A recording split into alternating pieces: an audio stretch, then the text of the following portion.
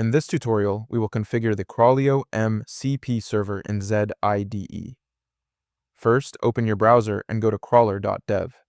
Sign into your account or create a new one if you have not already.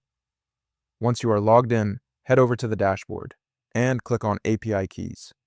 Now, create a new API key by giving it a name, and copy this API and make sure to save it somewhere safe.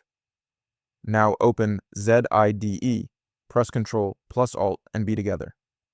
Now, click on the three dots at the top right corner and select Add Custom Server. Now, click on Configure Remote.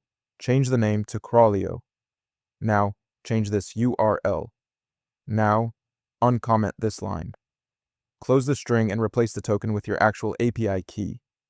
Now, click on Add Server. Now, click the three dots again and select Settings, and now you should see Crawleo MCP Server enabled. Now let's test it. Allow it. And here it is, Crawleo MCP Server is working in Zed IDE.